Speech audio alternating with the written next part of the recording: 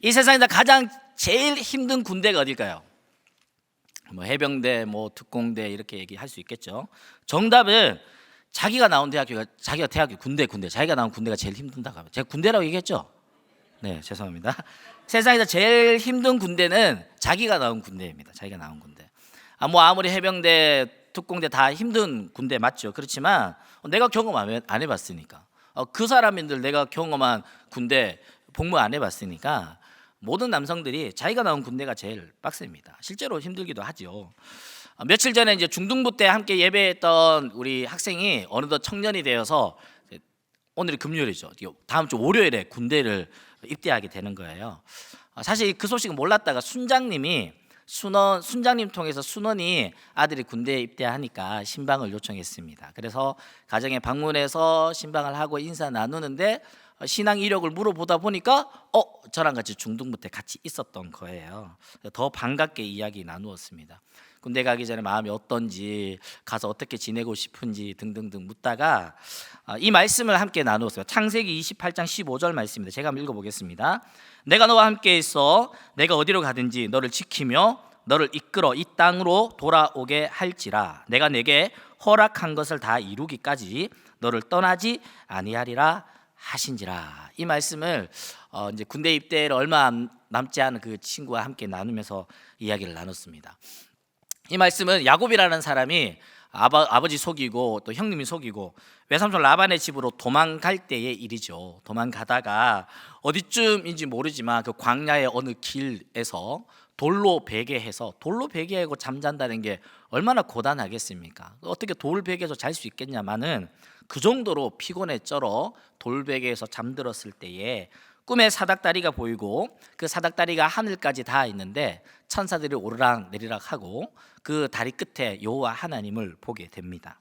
그때 광야의 길 혼자 내버려진 것 같고 내 인생 실패한 거 아닌가, 내 인생 폭망이다 라고 생각하는 그 야곱에게 하나님이 하신 말씀이죠. 이 세상에서 가장 빡센 군대를 가는 청년에게 20년 전에 군대 제대한 아저씨가 얘기한들 무슨 위로가 되겠습니까? 아무 위로 안 되겠지요. 다만 바라는 것은 읽어줬던 이 본문 말씀이 군대 군복무하는 중에, 훈련하는 중에 엄마도 그립고 집도 그립고 힘겨울 때에 이 말씀이 힘이 되고 위로가 되기를, 그렇게 이 말씀이 기억되기를 그렇게 축복하고 기도했습니다. 남성들이 모두가 군대를 다녀와서 군대 이야기만 나오면 뭐 이렇게 입에 거품을 물고 막 이야기하지요. 여성들이 그토록 싫어하는데 군대에서 축구한 이야기를 거품을 물고 막 이야기를 하지요. 왜 그렇습니까? 한 2년 3년 정도 그 기간 동안 참 남들은 아무도 모르는 그 힘든 그 시간, 고통의 시간, 광야의 시간, 절대 돌아가고 싶지 않은 그때의 그 시간, 잊고 싶지만 잊혀지지 않는 그 광야의 시간이 있었기 때문에 그 시간에 대해서 기억을 하고 이야기를 하는 것입니다. 우리 사랑하는 성도님들, 군대만을 이야기하는 것이 아니라 우리 인생에서 힘겨운 광야의 길을 지나는 분들 계시지요. 다락방 신방하면서 다락방 식구들에게 이렇게 묻습니다. 인생에서 좀 의미 있었던 때가 있습니까? 그때는 언제입니까? 라고 물으면 많은 분들이 결혼했을 때를 이야기하기도 합니다. 간혹 이혼했을 때를 이야기하는 분도 계십니다. 자녀를 출산했을 때, 너무나 힘겨운 시간을 지나서 취업을 하거나 진로가 결정됐을 때, 또는 분당구리교에 처음 왔을 때, 내가 예수님을 전인격적으로 만났던 그때에 내 인생 더 이상 소망이 없고 희망이 없어서 절망 가운데 있을 때 누군가 교회로 초청해서 이 예배당을 들어오는 그 첫날부터 눈물 펑펑 쏟았던 그날을 기억하며 내 인생에서 가장 의미 있었던 때입니다 라고 고백하는 성도님들을 많이 만납니다. 별것 아닌 질문인데 이 질문 하나로 1시간 내내 울기도 하고 1시간 내내 웃기도 하고 참 행복한 나눔들을 나누고 있는데요. 최근에 뉴스나 정치권에서 가장 많이 나오는 단어로 보니까 폭망이라는 단어였습니다. 폭망. 이 단어가 자주 나옵니다. 폭망, 폭삭, 망했다라는 뜻이지요. 어떤 이는 지금 그런 시간을 지나고 계신 분도 계실런지 모르겠습니다. 그렇다면 우리 인생 정말 망한 것일까요? 이 생망, 이번 생은 망했다라고 하는 단어인데 정말 이번 생은 망한 것입니까? 아닙니다. 끝이 아닙니다. 우리 인생 망하지 않습니다. 다시 일어날 수 있고 다시 회복할 수 있습니다. 오늘 본문 말씀 신명기 30장 말씀은 모압 평지에서 요단 강강을 바라보면서 모세가 마지막으로 이스라엘 백성들에게 유언적인 설교를 하는 그 설교의 마지막 결론입니다. 모세는 이제 죽음을 눈앞에 두고 있습니다. 40년 동안 광야 생활을 함께 했던 이스라엘 백성들, 그 백성들과도 이제 이별할 때가 다가왔습니다. 그들은 이제 가나안 땅에 들어가서 어떻게 살아가야 하는지 모세가 다시 한 번 더 잔소리처럼 설교하고 힘주어 강조하고 있습니다. 그 설교의 마지막 결론 부분이니까 또 얼마나 중요하겠어요. 너희들이 이제 가나안 땅 들어가게 될 텐데 거기서도 너희들 잘 들어. 하나님 말씀대로 살아야 돼. 광야 생활하면서 너희들 뼈저리게 경험하지 않았냐? 우리가 말씀대로 살지 않고 말씀대로 순종하지 않았을 때는 어김없이 넘어지고 실패하는 우리 인생이야. 때로는 너희들이 넘어지고 실패할 때도 있을 텐데 폭삭 망한 것 같은 그 폭망의 시간에도 하나님께서는 우리에게 회복의 방법을 주신단다 라고 이야기하고 있는 거예요. 그래서 우리가 오늘 함께 살펴볼 말씀은 넘어지고 실패함에도 회복할 수 있는 이 방법, 모세가 이스라엘 백성들에게 마지막에 힘주어 건면해줬던 그 말씀을 우리가 함께 살펴보려고 하는데요. 한번 따라합시다. 기억하면 회복된다. 기억하면 회복된다라는 거예요. 신명기 30장 1절 말씀입니다. 제가 한번 읽어보겠습니다. 내가 내게 진술한 모든 복과 저주가 내게 임함으로 내가 내 하나님 여호와로부터 쫓겨난 모든 나라 가운데서 이 일이 마음에서 기억이 나거든 라고 이야기합니다. 이미 신명기 1장부터 앞서 29장까지 모세는 너희들이 하나님 앞에서 말씀대로 순종하면 복받고 그러지 못하면 저주받는다라는 경고의 메시지를 길게 했습니다. 그럼 모세는 알고 있었던 것 같아요. 광야 40년 광야 생활 한번 해보니까 이 백성들이 출애굽의 기적도 맛봤고요, 만나와 메추라기의 기적과 기쁨을 맛보기도 했습니다. 홍해의 기적도 보았고 시내산 율법을 받는 광경도 그들은 보았습니다. 놀랍고 경이로운 신앙의 경험들이 많이 있음에도 불구하고 하나님을 전적으로 신뢰하기는커녕 범죄하는 이스라엘 백성들을 이미 보았기에 모세는 신명기 말씀을 통해서 잔소리처럼 또 강조해서 말하고 있는 것은 가나안에서도 또다시 너희들의 하나님 뜻 거스르면 약속의 땅이지만 니들 거기서 쫓겨날 수도 있다라고 말하고 있는 거예요. 그래서 언젠가 너희들이 하나님 말씀을 떠나 살다가 포로로 쫓겨나 살 때에 폭망한 것 같은 그 시간을 지날 때에 너희들 이 일을 마음에서 기억해 라고 말하고 있는 거예요. 기억해. 말씀이 기억나면 삽니다. 놀 생각만 하면 놀게 되고요, 음란한 생각만 하면 음란해지고요, 망할 생각만 하면 망하게 되는 거죠. 그러나 하나님 말씀이 생각나면 삽니다. 하나님 말씀이 기억나면 삽니다. 기억이 나려면 어떤 조건이 충족되어야 하거든요. 어떤 조건이 충족되어야 할까요? 기억이 나려면 들은 것이 있어야 합니다. 들은 게 있어야 기억이 나죠. 말씀을 듣는 것이 당장에는 어떤 효과가 없는 것처럼 느껴지더라도 그 말씀이 차곡차곡 쌓여서 언젠가 어떤 때에 내 인생의 폭망의 시간이 지날 때에 불현듯 기억나면서 그 말씀이 나를 변화시키고 나의 상황을 이겨낼 힘을 줄 줄로 믿습니다. 지난 신방 때 한 성도님이 매일매일 그리스도 중심의 성경 읽기 카톡방에 있어서 그 카톡으로 아침마다 그리스도 중심의 성경 읽기를 잘 듣고 있다고 하더라고요. 아침에 경건 시간을 가지면서 집에 이제 블루투스로 오디오를 연결해가지고 집에 빵빵하게 틀어놓나 봐요. 그런데 아무리 들어도 무슨 말인지 잘 모르겠대요. 그래서 무슨 말인지 한 번 또 듣고 그래도 이해 안 되는 또 듣고 하루에 5번씩 듣는다는 거예요. 하루에 5번씩. 비록 그 말씀이 지금 당장 나에게 어떤 효과를 준다든지 막 엄청난 어떤 은혜가 있는 것처럼 보이지 않는다 할지라도 차곡차곡 그 말씀이 쌓여서 마치 장작불에 불이 닿듯이 성령께서 불이 임하면 그 말씀이 활활 타올라 불같이 또는 횃불같이 타오르게 될 줄로 믿습니다. 정말입니까? 정말이죠. 어떻게 그게 가능할까요? 가능하게 하시는 분이 있습니다. 요한복음 14장 26절 말씀인데 우리 같이 한번 읽어보겠습니다. 시작. 보혜사 곧 아버지께서 내 이름으로 보내실 성령, 그가 너희에게 모든 것을 가르치고 내가 너희에게 말한 모든 것을 생각나게 하리라. 할렐루야. 아멘. 우리가 비록 지금 듣고 있는 말씀들이 잘 생각나지 않는다 할지라도 지금도 살아 역사하시고 지금 이 자리에서 운행하고 계시는 그 성령께서 그 말씀들을 생각나게 하시고 기억나게 하실 줄로 믿습니다. 아멘, 아멘, 아멘, 아멘. 한 가지 물어보겠습니다. 참 대한민국에서 이찬수 목사님이 우리 담임 목사님께 너무나 감사하고 정말 설교 1등 목사님이시고 언제나 그 설교가 은혜되는데요, 지난주 설교 말씀 제목 뭡니까? 본문은 뭡니까? 하나도 기억 안 나죠. 지난주 그럼 기억났던 분이 한 번 기억났어요. 지금 그 지난주는 뭡니까? 그럼 우리가 이렇게 연약해요.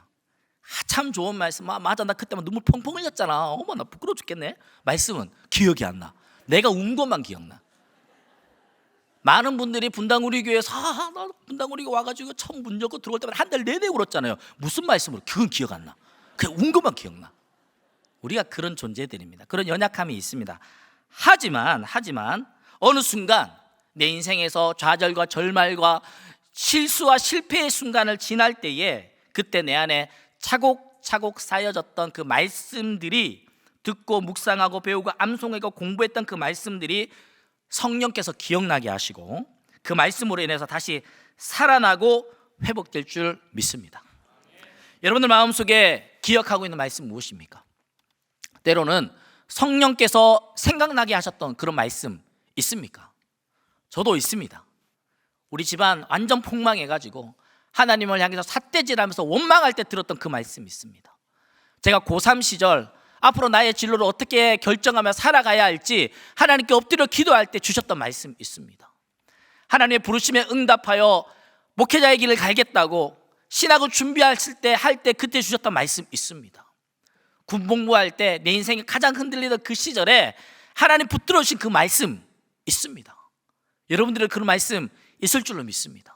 당장 생각나지 않더라도 순간순간 맞아, 그래, 그때 그 시간을 지날 때 이 말씀 붙들고 내가 살아났지 하는 그런 말씀, 그 말씀 붙들고 날마다 승리하시는 여러분 되기를 축복합니다.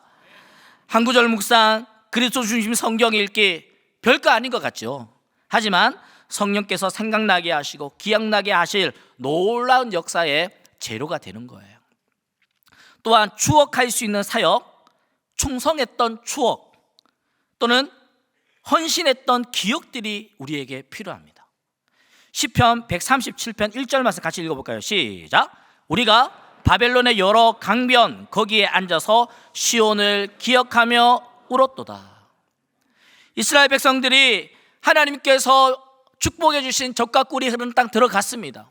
모세의 그 모압 평지에서 들었던 그 설교 듣고 요수아와 함께 요단강 건너고 여리고 그 가나안 땅 다 정복하고 잘 살고 있었지만 백성들이 하나님의 뜻을 벗어났습니다. 하나님의 약속대로 살지 않았습니다. 그러니까 그 약속의 땅에서 쫓겨났죠. 바벨론의 포로로 살고 있습니다. 노예로 살고 있습니다. 하루 종일 고된 노예의 삶을 살다가 그날 저녁 어느 날 바벨론의 그발 강가에 유대인들이 앉아서 니역니역 지고 있는 노을 저녁에 유대인들의 그 찬양을 부르며 그들이 시온을 기억하며 울었도다라고 기록하는 거예요. 그들이 시온을 기억했다라는 건 뭡니까? 시온은 예루살렘입니다. 예루살렘의 상징은 성전이지요. 예루살렘에 하루에 3번 아침에, 점심때, 저녁때 그 성전에 오르면서 하나님을 찬송하며 찬양하며 예배했던 그날을 기억하는 거예요. 그날을 추억하고 있는 거예요. 그때 우리가 하나님 말씀대로 잘 살았어야 되는데 그때가 참 좋았지, 하나님 예배하던 그때가 참 좋았지, 그날을 기억하며 울었도다. 함께 예배했던 추억, 함께 부흥을 경험했던 그 기억들, 선교지에서 함께 땀 흘렸던 추억, 밤새 수고하며 서로를 격려했던 그 추억들이, 그 기억들이 우리를 다시 회복해 하는 힘이 된다라는 거예요. 신방 중에 한 어머님이 이렇게 이야기합니다. 목사님, 우리 아들 누구누구가 대학부 친구들이랑 같이 연인처럼 지내요 라는 거예요. 연인처럼 지내요. 남자들끼리예요. 동성애 이런 거 아닙니다. 남자들끼리 너무너무 좋아서 같이 잠도 자고요 막 이런다는 거예요. 이상한 건 아니고요. 이네들이 어떤 친구들인지 제가 잘 압니다. 중학생 때부터 함께 제자 훈련 받았고요, 함께 태국 선교 갔다 왔고요, 함께 사역 동아리 했고요, 중등부 고등부를 함께 사역으로 섬겼던 그런 친구들이에요. 이 친구들이요, 물론 코로나 기간이 있었지요. 코로나 기간 동안 2년 3년 동안 함께 모이지 못하고 함께 사역하지 못하고 함께 공유하지 못하는 그런 시간들이 있었지요. 그때 많은 친구들이 교회 떠났습니다. 많은 사람들이 신앙에서 떠나버렸습니다. 그렇지만 그 시간이 지나서 이 청년들이 다시 그 신앙대로 회복될 수 있었던 그 힘이 어디 있습니까? 함께 예배했던 기억, 함께 부흥을 경험했던 그 추억, 함께 선교지에 가서 열심으로 헌신하고 땀 흘렸던 그 기억들, 그 추억들, 함께 봉사하며 부서를 세워갔던 그 좋은 기억들이 있다 보니까 이들이 다시 코로나 이후에 신앙으로, 교회로, 공동체로 회복될 수 있는 재료가 됐다라는 거예요. 오늘날 많은 사람들이 교회를 떠나 있습니다. 코로나 다 끝났잖아요. 지금 와도 되잖아요. 왜 안 옵니까? 공동체에 대한 추억이 없는 거예요. 그때 아름답게 꿈꾸며 아름답게 예배드리며 함께 눈물 흘리고 함께 땀 흘렸던 그 추억이 부재한 거예요. 폭삭 망한 것 같은 절망의 시간을 지날 때 우리가 회복될 수 있는 방법은 기억하는 겁니다. 하나님의 말씀을 기억하는 겁니다. 하나님의 말씀 기억하기 위해서 평소에 말씀 읽고 듣고 묵상하고 연구하고 배우고 이거 열심히 하셔야 됩니다. 당장에 효과 안 드러납니다. 그래서 요즘 성경 읽기 했는데 나에게 당장 어떤 효과가 없는 것 같아요. 드라마 바이블 계속 들어 5번 들어도 무슨 말인지 모르겠어요. 하지만 게을리 하시면 안 됩니다. 당장에는 효과는 드러나지 않지만 마치 땔감을 쌓아 놓는 것처럼, 장작에 장작들을 쌓아 놓는 것처럼 차곡차곡 쌓아 놓다 보면 어느 순간 성령의 불이 임하면 불같이 타오를 줄로 믿습니다. 우리가 함께 추억할 수 있는 예배, 함께 추억할 수 있는 선교, 헌신, 봉사했던 그 사역들의 기억들이 필요해요. 그 시간을 통해서 맞아, 그때 우리가 참 좋았지, 그때 그 은혜의 뜨거움이 있었지, 나 그거 다시 회복하고 싶어. 그렇게 공동체로 회복될 수 있는 것입니다. 두 번째로 넘어지고 실패하면서 회복될 수 있는 방법은 따라합시다. 순종하면 회복됩니다. 순종하면 회복됩니다. 잡코리아와 알바몬에서 10년 뒤 미래에 사라질 직업과 10년 뒤에도 여전히 살아남을 수 있는 직업에 대해서 조사를 했습니다. 그 조사 결과 10년 뒤에 지금 현재 우리가 누리고 있는 직업들 중에 3분의 1이 사라진다는 거. 오, 너무나 절망적인 그 보고 아닙니까? 3분의 1이 사라진다는 거예요. 그 10년 내에 사라질 직업 랭킹 1위부터 5위까지. 1위가 뭔지 아세요? 번역가예요. 번역. 그게 31%로 나왔어요. 10년 내에 사라질 거래요. 영어 공부 이제 안 하셔도 되는 거예요. 우리 그렇게 영어 공부하고 유학 보내고 막 단어 막 빡빡이 쓰면서 외울 아무 필요 없어. 이제 핸드폰도 블라블라 말하면 다 말해줘요. 뭐 이제는 뭐 괜찮아요. 2위 캐셔. 네, 뭐 이렇게 요즘에만 보더라도 마트에 가면 그냥 사람이 해주는 것도 있지만 그냥 자기가 하는 거 있잖아요. 많잖아요.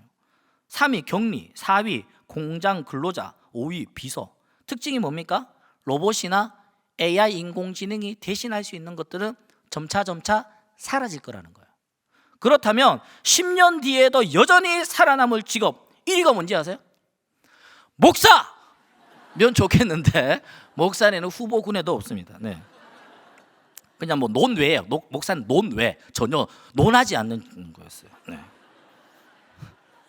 살아남을 직업 1위 연예인, 2위 작가, 3위 영화 감독, 4위 운동선수, 5위 화가, 조각가. 어떤 장르죠? 도저히 로봇가 흉내낼 수 없는 창의적인 인간만이 할 수 있는 그 직업들은 10년 뒤에도 살아남을 거다라고 이야기했습니다. 오늘날 청년들이 취업을 많이 준비하고 있죠. 취준생들이 단순히 자신의 전공이나 진로로 경쟁하는 것뿐만 아니라 컴퓨터, 로봇, 인공지능 AI와도 경쟁을 해야 되는 시대라는 거예요. 진로를 고민하는 학생들, 취업을 앞둔 젊은이들의 고민이 이만저만이 아닙니다. 그러니 무엇을 선택하느냐, 이것은 여간저간 고민이 아니죠. 진로나 직업을 선택하는 것도, 결혼할 배우자를 선택하는 것도, 오늘 당장 내가 어떻게 살아가야 할지를 선택하는 것도 여간 쉬운 일 아닙니다.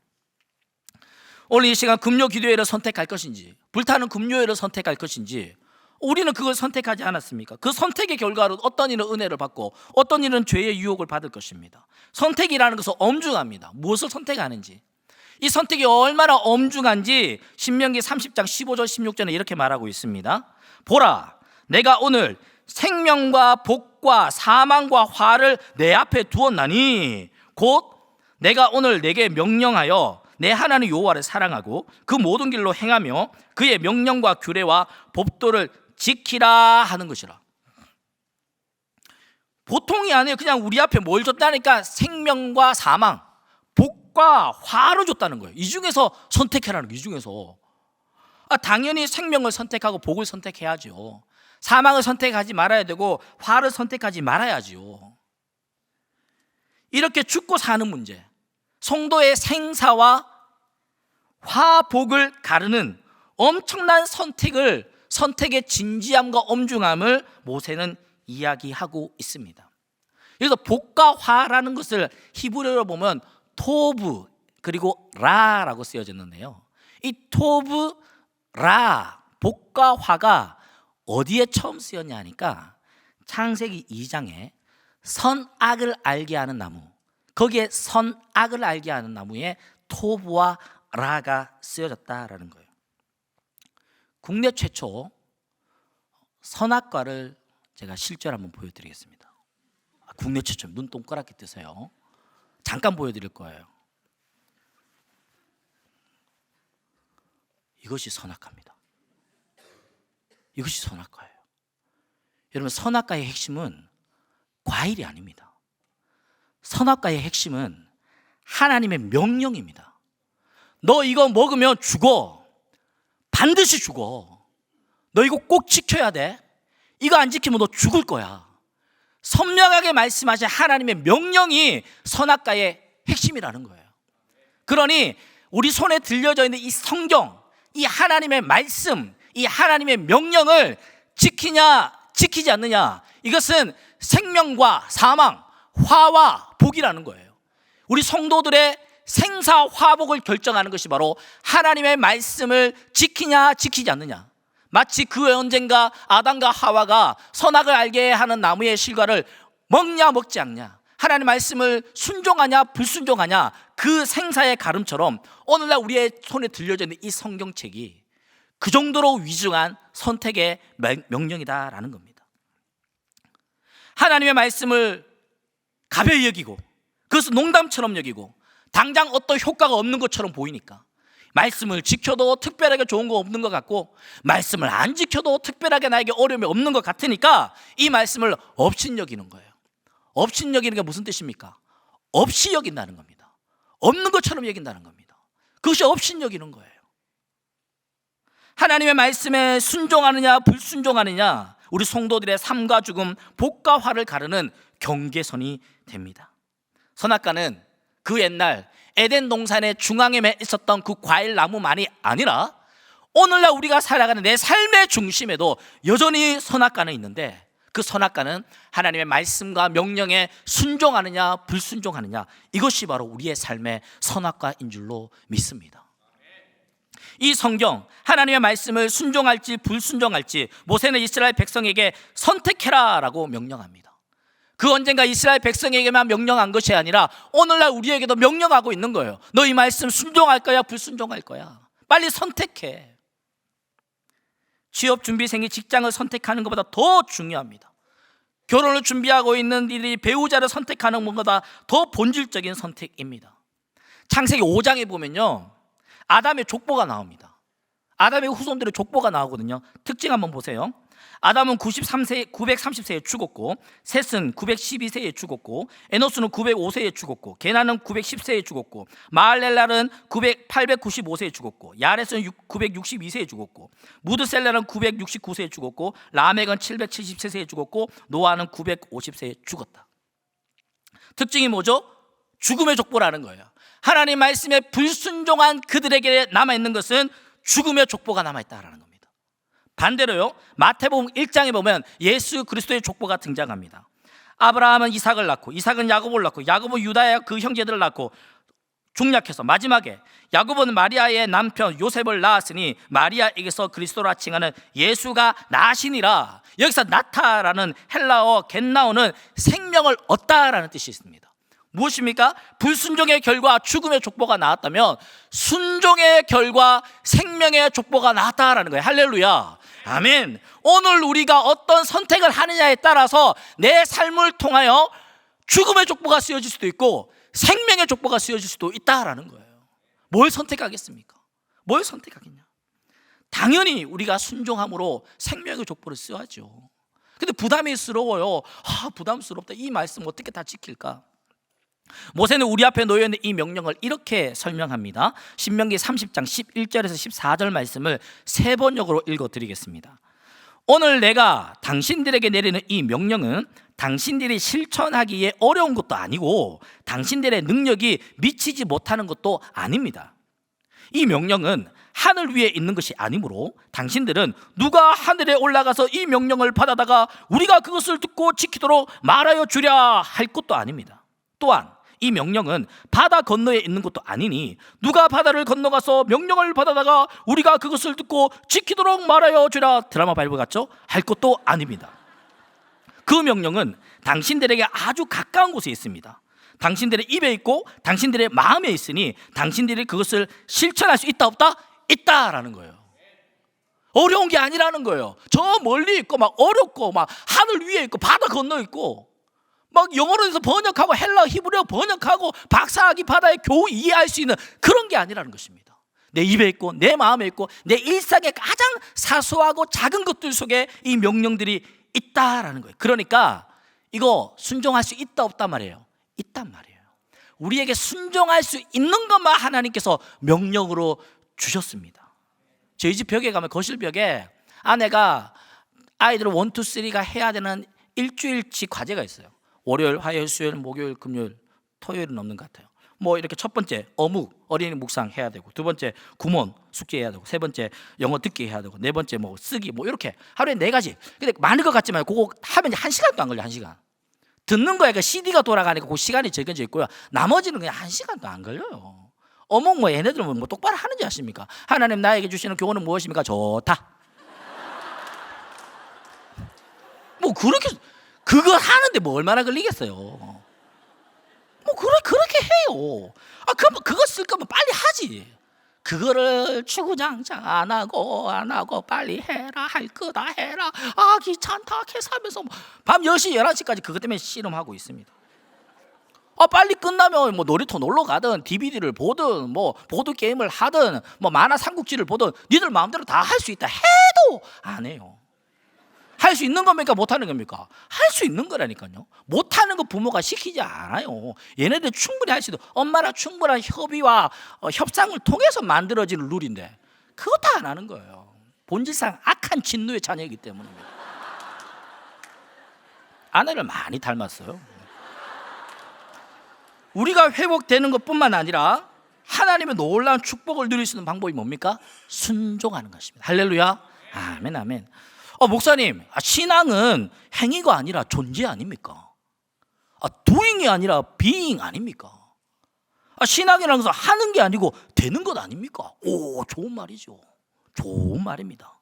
그렇지만 하는 게 쌓여야 됩니다. 작은 것 하나하나 순종하다 보면 그것이 나의 존재로 변화되는 거죠. 하루아침에 좋은 사람 됩니까? 어디에? 좋은 일 하나하나 하다 보니까 좋은 사람 되는 거예요. 하루아침에 기도의 사람 됩니까? 하루 기도 10분 하고 15분 하고 20분 해보고 새벽 기도 나와보고 금요 기도에 나와보고 특별 새벽 기도에도 한번 나와보고 그렇게 기도의 시간을 늘려가다 보니까 어느 순간 기도의 사람 되는 거 아니에요.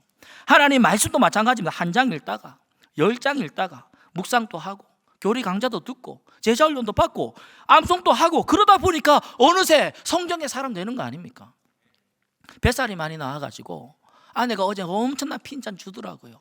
그래서 유튜브 찾아봤어요. 뱃살 빼는 방법. 딱 오늘 좋은 분이 그분이 뭐라고 얘기하니까 자기 따라 하루에 20분만 하면 30일 내로 뱃살 사라진다는 거예요. 너무나 구세주 같은 분 아닙니까? 그 영상을 보면서 옳지 따라 했습니다. 이거다. 여러분들 한 달 뒤에 봅시다. 지금은 택도 없어요. 내가 그 마음을 갖는다고 해서 내 배에 갑자기 왕자 빡 새겨집니까? 그냥 배만 아플 뿐이에요. 하루 20분씩 그분의 말씀에 순종하며 그분의 명령에 총종하며 따라 행하고 나에게 고난이 있고 힘겨움이 있고 땀 흘림이 있고 눈물이 있다 할지라도 이것이 나에게 주시는 복음이라 여기며 순종하며 따라갈 때에 나의 배에는 훌륭한 왕자가 새겨질 것 저는 믿고 그분을 따라가려 합니다. 한 달 뒤에 봅시다. 하면 됩니다. 해야 되는 거예요. 순종해야 복받고 순종해야 회복되고 순종해야 살아나는 거예요. 뭘 해야 되지요. 해야 되지요. 마지막으로 넘어지고 실패하면서 회복될 수 있는 방법은 따라합시다. 사랑하면 회복된다. 사랑하면 회복된다라는 거예요. 신명기 30장 20절 말씀 같이 한번 읽어볼까요? 시작. 내 하나님 여호와를 사랑하고 그의 말씀을 총종하며 또 그의 의지하라. 그는 내 생명이시요 내 장수이시니 여호와께서 내 조상 아브라함과 이삭과 야곱에게 주리라고 맹세하신 땅에 내가 거주하리라. 그냥 설교 준비하다 갑자기 생각났어요. 파리가 미국까지 갈 수 있을까? 파리 미국까지 갈 수 있겠습니까 여러분? 갑자기 이 생각 확 드는 거예요. 그래서 찾아봤죠. 파리의 비행 속도 얼마인지 아세요? 8km에서 15km/h. 시속이 15km까지 간다는 거예요. 와, 대단하지 않습니까? 엄청 빠른 거죠 그거. 보통 우리 달리기 하면 성인 남자가 달리기 한 20km 정도 나오나요? 그렇잖아요. 15km 빠른 겁니다. 파리 수명이 얼마 되는지 아세요? 찾아보니까 15일에서 30일이래요. 오래 살지 않습니까? 30일을 산다는 거예요. 그래서 내가 최고로 빠른 속도랑 최장수하는 파리를 기본으로 해서 30일을 사는 24시간을 곱하면 720시간 720시간 곱하기 15km/h. 그러니까 15km 속도로 달리는 걸 720으로 계산하니까요 1800km가 나왔어요. 우와. 인천공항에서 LA공항까지 최단 거리가 9606km. 파리 미국 갈 수 있습니까 없습니까? 갈 수 있는 거예요. 우와. 여러분 파리 무시하지 마세요. 우리는 뭐 헤엄쳐가지고 탄천도 못 건너는데 얘는 날아서 LA공항 갈 수 있습니다. 얘 능력이 충분한 친구예요. 물론 도착하면 죽겠죠 바로. 뭐 생명을 다 했으니까 30일 내내 15km로 빡 날아갈 수 있는 그 과학적인 증거와 능력을 얘는 DNA를 갖고 있단 말이에요. 엄청난 친구예요. 그런데 이거보다 더 좋은 방법이 뭡니까? 미국 가는 사람 어깨 딱 달라붙어 가면 11시간 13분 만에 도착할 수 있는 겁니다. 기는 놈 위에 걷는 놈 있고 걷는 놈 위에 뛰는 놈 있고 뛰는 놈 위에 나는 놈 있고 나는 놈 위에 붙어가는 놈이 있습니다. 딱 붙어가는 놈. 가장 지혜로운 방법이죠. 여호와께 딱 붙어서 하나님을 의지하는 자, 방금 읽었던 본문입니다. 하나님을 의지하는 자, 그 말씀을 총종하는 자, 그 말씀을 순종하는 자가 누구라고 오늘 본문이 이야기하냐면 내 하나님 여호와를 사랑하는 자라고 이야기하고 있습니다. 할렐루야. 하나님께 딱 붙어 있는 거. 나는 연약하고 나는 부족하니까 난 비록 파리에 불과하지만 내가 내 하나님 여호와께 딱 붙어 있으면 고작 LA 공항 도착하자마자 죽을 수밖에 없는 나의 존재가 11시간 13분 만에 미국까지 날아갈 수 있는 그 방법은 그 하나님께 딱 붙어 있는 방법. 그것이 바로 하나님을 사랑하는 자라고 모세는 이스라엘 백성들에게 말씀하고 있는 것입니다. 하나님에 대한 사랑이 무엇인지 아십니까? 하나님에 대한 사랑이 어떻게 드러나는지 요한 1서 말씀 읽고 설교를 마무리하겠습니다. 요한일서 4장 9절에서 11절 말씀 제가 읽어드리겠습니다. 하나님의 사랑이 우리에게 이렇게 나타난 바 되었으니 하나님이 자기의 독생자를 세상에 보내심은 그로 말미암아 우리를 살리려 하심이라, 회복되게 하심이라. 10절, 사랑은 여기 있으니 우리가 하나님을 사랑한 것이 아니요 하나님이 우리를 사랑하사 우리 죄를 속하기 위하여 화목 제물로 그 아들을 보내셨습니다. 사랑하는 자들아, 하나님이 이같이 우리를 사랑하셨은즉 우리도 서로 사랑하는 것이 마땅하도다. 하나님에 대한 사랑, 그 사랑은 내 곁에 있는 내 사랑하는 가족, 내 사랑하는 배우자, 내 사랑하는 부모님, 내 사랑하는 자녀들, 나의 이웃, 나와 함께하고 있는 내 주변의 사람들, 우리 다락방 식구들, 내가 섬기고 있는 부서의 공동체의 지체들, 그들이 다 내 맘 같지 않죠. 교회라고 해서 왔는데 내 맘 같지 않죠. 새가족이 등록했습니다. 다락방을 희망하셨습니다. 다락방을 그분에게 넣어드리기 전에 제가 말씀을 드렸어요.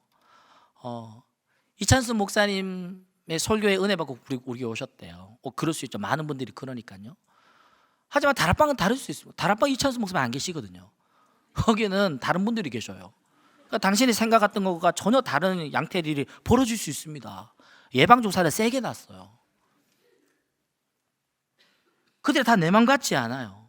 엄마 뱃속에서 10달을 함께 있다가 태어난 쌍둥이도 성격이 다르고 기질이 다르고 각자의 발음이 요구하는 것이 다 다른데 죄인 중에 괴수인 우리들이 얼마나 더 다르겠냐고요. 그들의 존재 그대로 인정해주고 그들도 하나님이 독생하신 자신의 아들을 내어줄 만큼 사랑하는 존재이고 나 역시 그런 사랑을 받은 존재라면 그런 사랑으로 서로를 용납하고 덮어줄 수 있는, 기꺼이 사랑하고 마땅히 사랑하는 바가 우리가 회복될 수 있는 방법이라고 사랑은 그렇게 소개하고 있습니다. 우리가 회복될 수 있는 방법, 사랑하면 회복된다라는 거예요. 말씀의 결론입니다. 우리가 넘어지고 실패할 때가 있지요. 좌절하고 폭망한 것 같은 그런 시간을 지날 때가 있을 겁니다. 그럴 때 어떻게 회복될 수 있습니까? 오늘 본문 말씀은 기억해라. 하나님의 말씀을 기억해라. 그 말씀을 기억하기 위해서 말씀 읽고 듣고 배우고 공부하고 연구하고 묵상하는 것을 게을리하면 안 됩니다. 당장에는 어떤 효과가 드러나지 않는 것 같다 할지라도 차곡차곡 말씀을 땔감 쌓듯이 쌓아놓으면 그 언젠가 성령께서 역사하셔서 놀랍게 불타오르는 하나님의 놀라운 역사의 도구가 되는 줄로 믿습니다. 뿐만 아니라 함께 예배하고 함께 헌신하고 함께 땀 흘리며 함께 봉사했던 그런 신앙의 추억들이 우리에게 필요해요. 그런 시간 필요하다니까요. 여러분들 교회 봉사는요 여러분들을 위함입니다. 여러분들 지금 봉사 안 해도 교회 여전히 잘 될 겁니다. 하지만 여러분들을 위해서 봉사 신청을 받는 거예요. 여러분들 교회 봉사하시면서 그 좋은 은혜를 공유할 수 있는 거예요. 두 번째로 우리가 회복될 수 있는 방법은 순종하면 회복된다라는 거예요. 우리에게 생명과 사망, 복과 화가 우리 앞에 놓여 있습니다. 이 말씀, 선악과와 같은 이 말씀은 과일의 열매가 아니라 이 말씀을 순종하냐 불순종하냐가 우리의 생명과 사망, 복과 화를 가르는 결정체가 된다라는 거예요.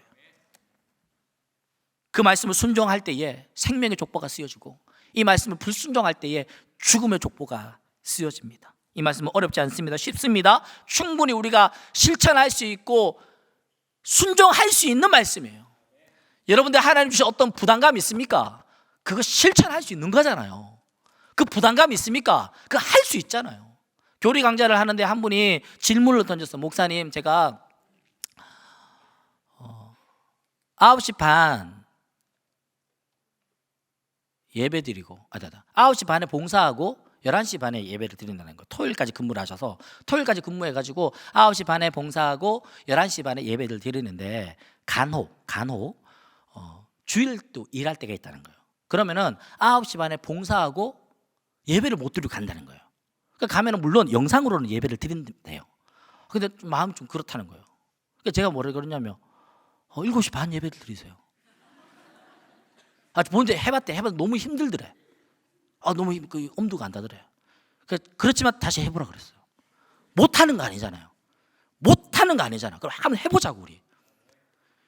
하나님이 주신 어떤 메시지나 어떤 감동이나 하나님이 주신 이건 안 될 것 같은 그런 마음 있잖아요. 그거 못하는 겁니까 진짜? 할 수 있는 거잖아요. 해보고 진짜 못하면 다시 조율을 하더라도 하나님 주신 어떤 감동과 메시지가 있다면 한번 우리 해봅시다. 하면 어떻게 된다고요? 된다고요. 마지막으로 사랑하면 회복됩니다. 하나님 말씀에 청종하고 하나님께 딱 붙어서 전적으로 하나님을 의지하는 자가 바로 하나님을 사랑하는 자입니다. 사랑은 여기 있습니다. 우리가 예배하고 하나님을 아바 아버지라 부르고 기도할 수 있는 이유가 무엇입니까? 하나님의 사랑의 결과 아닙니까? 그 사랑의 결과로 이 자리에 있다면 내 사랑하는 배우자, 가족, 이웃, 다락방 식구들, 내가 함께 섬기는 부서의 지체들 사랑합시다. 사랑하면 회복됩니다.